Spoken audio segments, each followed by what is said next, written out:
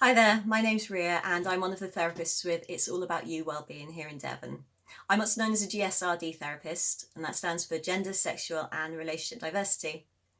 I've been running my private practice here in Exeter for the last 6 years, so I see people face to face at my therapy room, and I also work online and via phone counselling. I work with individuals as well as couples, and I also work with small polyamorous groups because I consider myself to be polypositive as well as sex positive and kink positive. I'd like to think I'm just a generally positive person. I wanted to talk a bit today about sexuality and specifically pansexuality. I identify as pansexual, and for those of you who haven't come across the term before, pan is from the Greek for all or everything. So pansexuality is an attraction to all genders or an attraction to all people regardless of their gender.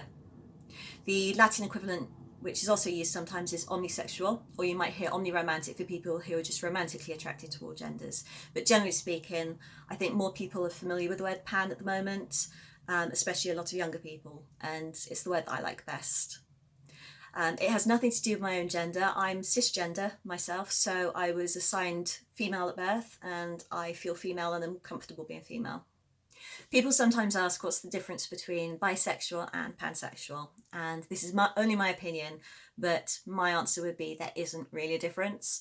Bisexual comes from the Latin bi for two, and some people think that's the whole gender binary stereotype of male and female, but that's not the way I see it. I see it as it could be my gender and other genders, or male and trans, or female and gender non-binary. So to my mind, pansexual comes under exactly the same by umbrella of bicurious, polysexual, heteroflexible, all of those kind of things. I think the reason I go for pan is because for me, sexuality isn't about gender, or attraction isn't about gender. It's about loads of other things. It's about confidence, intelligence, sense of humour, politics, beliefs, morals, background, upbringing, similarities in things we've done or not, differences. It's got more to do than whether we were born with an XX or an XY chromosome, and that's why I choose pansexual. Just because I'm pansexual doesn't mean that I'm attracted to absolutely everybody. It's the same if you're monosexual and you're only attracted to one gender. There are only certain people within that gender that you're attracted to, and it's exactly the same with pan or bi. I think that bi have generally had this myth about them being greedy as people because they can have more than one gender. Within the sexuality, I experience sexual fluidity. So at some occasions I might be more attracted to someone who's gender non-conforming, or I might be more attracted to someone who's trans, or it differs, but that's okay, and it's all part of the same umbrella. It's just that some of us experience more fluidity than others. Some people who are pansexual might be more attracted to trans male more of the time, and everyone's different.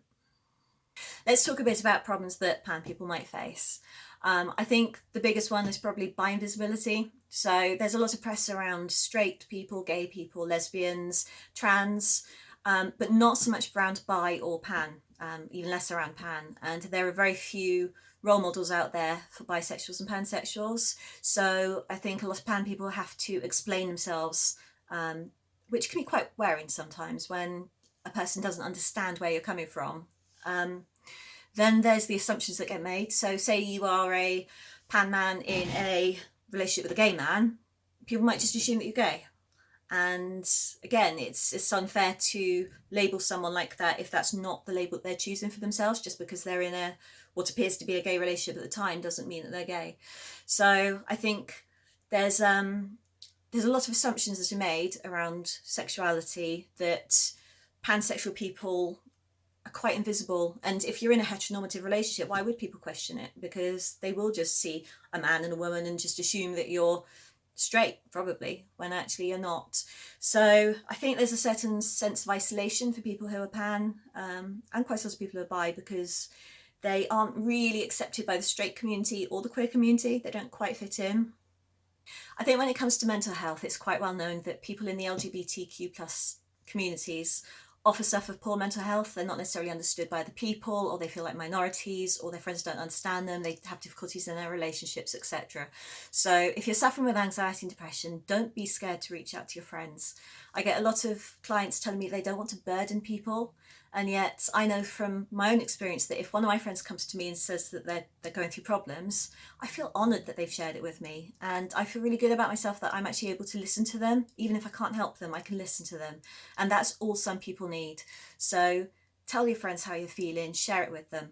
If you don't feel like you can talk to friends, then seek out a therapist. There's lots of really, really good therapists out there. Find someone who you identify with, who you feel comfortable with, and who you feel that you can confide in and really be yourself with. I also recommend keeping a journal if you're not sure about how you feel. Also, you can keep a day-to-day log on your phone, rate your day from 1 to 10 so that you can see on a day-to-day tracker of how your mood is, so that you know if your mood's dropping.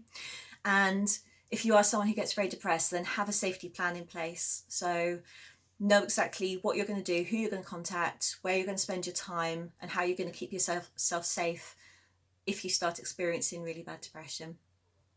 To sum up, I actually think it's quite nice to be free from the gender binary of gay or straight, and I like being a bit different. And I don't mind if people call me bisexual, it's not a problem. It's just that pansexual for me is a comfortable word, the idea that I'm attracted to people, not genders, and that's why I like it. And I think it's picking up more media interest now because people like Miley Cyrus and Sia and Lizzo, Joe Lycett, Janelle Monáe, they've all mentioned pansexuality, and that doesn't mean they necessarily define as pansexual.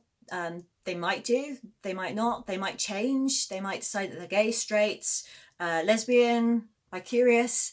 It doesn't matter. What's important is that you know what your own sexuality is and you're comfortable with it, and you have a label that's comfortable for you. Thanks for taking the time to watch this video. I hope you found it useful and interesting. And if you have any questions or you want to know more, or you'd like to work with me as your therapist, then just look me up on the It's All About You Wellbeing website, and I look forward to hearing from you.